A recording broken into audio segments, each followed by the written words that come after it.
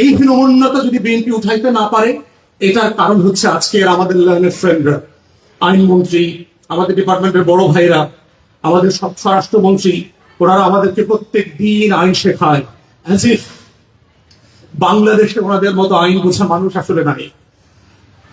ডাকসুকে অনুরোধ করছি, আমাদের আইনমন্ত্রী এবং স্বরাষ্ট্রমন্ত্রীকে ওপেন চ্যালেঞ্জ দিয়ে গেলাম আজকে, আমি আর শিশি বাংলাদেশ সরকারের যে কোনো মন্ত্রীকে অন রেকর্ড কনস্টিটিউশনালিস্টদের চ্যালেঞ্জ করে গেলাম, যদি আমাদের খাতে চ্যালেঞ্জ করতে পারেন প্লিজ কাম অন বেস্ট।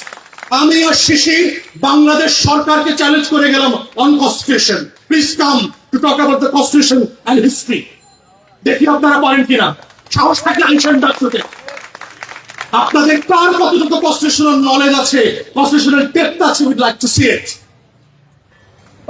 বাংলাদেশে বোগাস আর্গুমেন্ট দিচ্ছেন পার্লামেন্টে, বোগাস মিসলিড করছেন, মিথ্যাচার করছেন। ঘুমের ব্যাপারে দেখলাম আইনমন্ত্রী প্রপারলি মিসলিড করেছে, and if there's a breach of oath, he should be dismissed. As a cabinet minister হিসেবে সে নেশনকে মিসলিড করতে পারেন না। তো সেই জায়গাতে আমরা বারবার বলছি, এই জাতিকে আমরা ওয়ার্ন করছি, আমাদের তরুণদেরকে আমরা বলছি যে এটা এক অনিবার্য বিপ্লবের বাস্তবতা তৈরি করছে। প্রথম এবং দ্বিতীয় বিশ্বযুদ্ধ নিয়ে যারা হিস্টোরিয়ান আছেন তারা বলেছেন যে এটা আসলে দুইটা বিশ্বযুদ্ধ ছিল না, it was a one world war with a long ceasefire.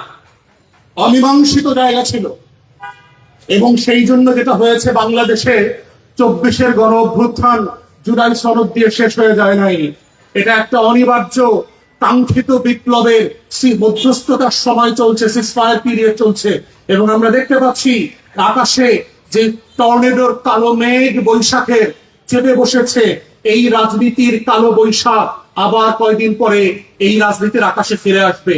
আমাদের তরুণরা আবার মুক্তির লড়াই নিয়ে আবু সাইদ, মুগ্ধ, ওয়াসিম, শরীফ ওসমান হাদির মতো আবাবিল হয়ে আবার বাংলার আকাশে ফিরে আসবে, শুধুমাত্র এইটা বলবার জন্য বুকের ভেতর অনেক ঝড়, বুক পেতেছি গুলিকর, লাখো শহীদের রক্তে কেনা দেশটা কারো বাপের না।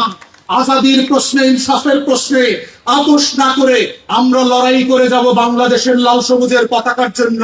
এটাই হচ্ছে 24-এর গণ অভ্যুত্থানের সেই অবিসংবাদিত জায়গা, যেই জায়গাটা আবার আগামী দিনে ঘুরে ফিরে আসবে এবং আসছে। সবাইকে অসংখ্য ধন্যবাদ। আসসালামু আলাইকুম।